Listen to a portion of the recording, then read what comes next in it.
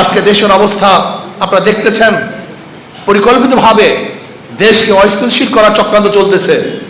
বিশ্বাস করবেন না, আজকে যে গুন্ডামি, চুরি, ডাকাতি, আজকে যে ছিনতাই, এটা সব সিন্ডিকেট। ঐক্যবদ্ধভাবে আমাদের দেশকে রক্ষা করার জন্য চেষ্টা করব। বহিরাগত কোনো আক্রমণ যদি আসে আমরা সমৃদ্ধভাবে প্রতিহত করব। আজকে পার্শ্ববর্তী কান্ট্রিগুলি আমাদের দেশকে অস্থিতিশীল করার জন্য যে চক্রান্ত করতেছে, আমরা সমৃদ্ধভাবে সেটার মোকাবেলা করবো ইনশাআল্লাহ। আজকে দেশের অবস্থা আপনারা দেখতেছেন, পরিকল্পিতভাবে দেশকে অস্থিতিশীল করার চক্রান্ত চলতেছে। বিশ্বাস করবেন না, আজকে যে গুন্ডামি, চুরি, ডাকাতি, আজকে যে ছিনতাই, এটা সব সিন্ডিকেট। আমার কাছে তথ্য আছে, তথ্য এসছে যে এগুলি সব কৃত্য ঘটছে। এ দেশকে অস্থিতিশীল করার জন্য চক্রান্ত করতেছে।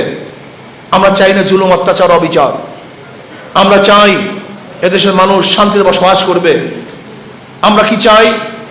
বিচারালয়গুলি স্বাধীন থাকবে। বিচারালয় তারা বিচার করবে তাদের বিবেক অনুযায়ী, আইন অনুযায়ী। যেখানে অন্য কোনো ইশারায় বিচার হবে না, এরকম বিচার বিভাগ আমরা দেখতে চাই। আমরা দেখতে চাই প্রশাসনের মধ্যে দুর্নীতিবাজ থাকবে না। প্রতিটা প্রশাসন এই দেশের জন্য চেষ্টা করবে, এরকম প্রশাসন আমরা দেখতে চাই।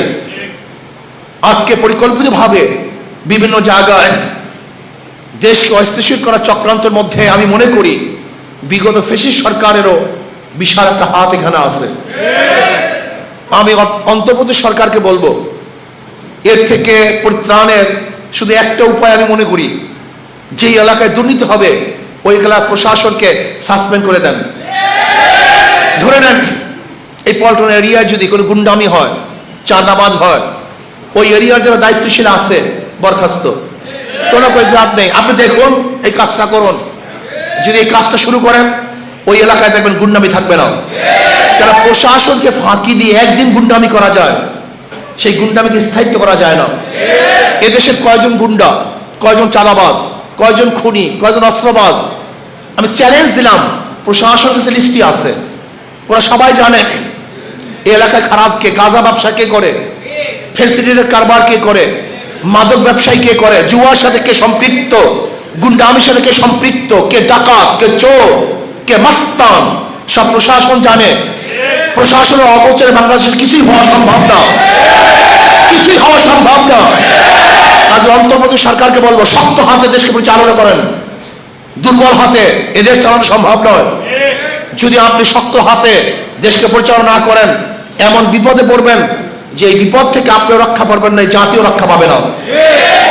এর জন্য আমি বলবো অন্তর্বর্তী সরকারকে, যেখানে যে এলাকায় দুর্নীতি হবে ওই এলাকার প্রশাসন বরখাস্ত হয়ে যাবে। এই আইনটা করুন, দেখবেন যদি ট্রান্সফার করেন কোনো কাজ হবে না। তারা জানে ওখানেও আমরা, এখানেও আমরা। শুধু চেয়ার পরিবর্তন হলে আপনার নৈতিকতা পরিবর্তন হয় না। যতক্ষণ পর্যন্ত তার চাকরির আঘাত হানবেন না হানবেন, ততক্ষণ পর্যন্ত সোজা আঙ্গুলে ঘি উঠবে না। আঙ্গুলকে বাঁকা করুন, দেখবেন এমনিতে ঘি উঠবে। যদি আপনি কোনো অবস্থাতেই দুর্বলতা প্রকাশ করেন, তাহলে এই জাতি নিমজ্জিত হবে।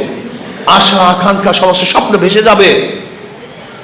মানুষ এই দুর্ভোগা জাতি আবার এই দুর্ভোগের মধ্যে পড়ে যাবে। এর জন্য আসুন, দেশকে স্থিতিশীল করার জন্য প্রশাসনকে কন্ট্রোল করুন। যে প্রশাসন কন্ট্রোল না করতে পারেন, তাহলে অবস্থা খুবই খারাপ হবে, যে আপনি চিন্তাও করতে পারবেন না। এর জন্য যুব আন্দোলনকে দায়িত্ব পালন করতে হবে, সমাজকে, যুব সমাজকে কন্ট্রোল করতে হবে, তাদেরকে আদর্শবান করতে হবে, নীতিবান করতে হবে, চরিত্রবান করতে হবে।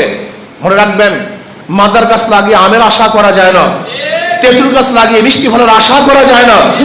দুর্নীতিবাদ, চোর, গুন্ডা, বদমাশের দ্বারা দুর্নীতি মুক্ত দেশ উপহার দেওয়া যায় না।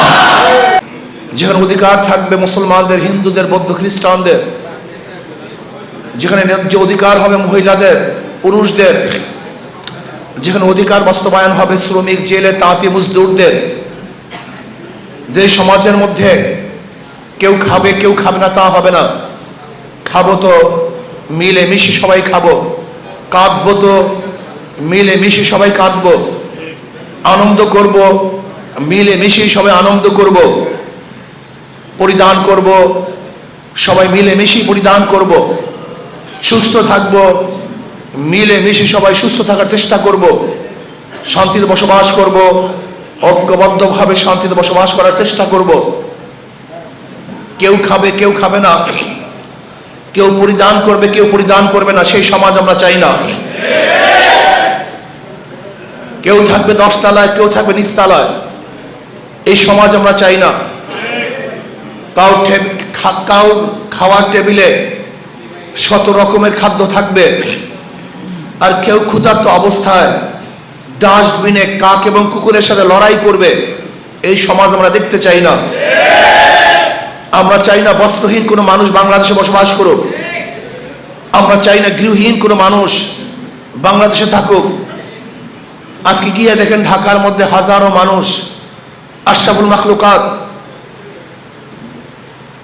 সবচেয়ে শ্রেষ্ঠ মাখলুক যারা, আল্লাহ পাকের শ্রেষ্ঠ জীব, এই মানব সন্তানের অসহায় অবস্থা কি দেখেন। যেখানে তারা থাকেন চিন্তাও করা যায় না এখানে আশরাফুল মাখলুকাত কিভাবে বসবাস করে, তাদের দেখার কেউ নাই। হাজারো মানুষ ক্ষুধার্ত অবস্থায় রাত্র কাটাচ্ছে, হাজারো মানুষের বাচ্চাগুলি ক্ষুধার্ত অবস্থায় কাতরাচ্ছে, হাজারো বিধবারা অসহায় অবস্থা আছে, হাজারো গরিব আজকে চিকিৎসাহীন ধুকে ধুকে মরছে। এই সমাজ আমরা দেখতে চাই না। আমরা দেখতে চাই না গরিবের মেধাবী সন্তানগুলি অর্থের অভাবে পড়াশোনা করতে পারে না, উচ্চশিক্ষায় শিক্ষিত হতে পারে না, এই সমাজ আমরা দেখতে চাই না।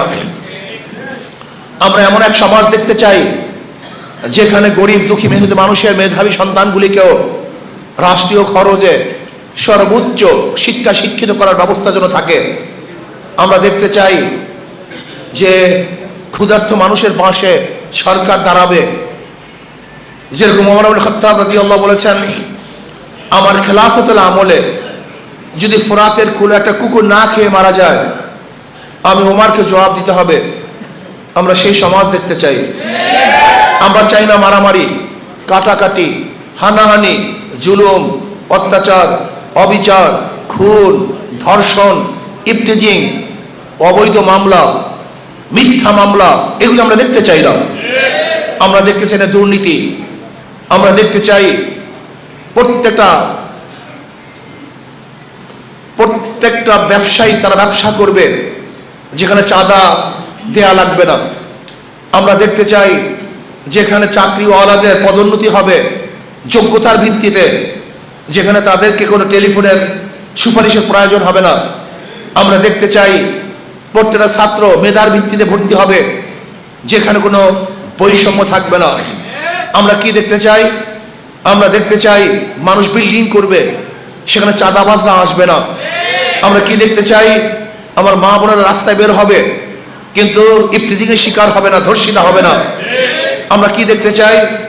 আমরা অর্থ নিয়ে রাস্তায় বের হব, নিরাপদে বাড়িতে ফিরবো, সেখানে গুন্ডাদের কবলে পড়তে হবে না। এরকম সমাজ আমরা দেখতে চাই, যে সমাজটা থাকবে মানুষের সমাজ, প্রত্যেকের উপকার করবে, সাহায্য করবে। ওই উসিরুনা আলা আনফুসিহিম ওয়ালাউ কানা বিহিম খাসাসা, নিজের উপর আরেকজনকে প্রাধান্য দিবে, সেই সমাজ আমরা দেখতে চাই।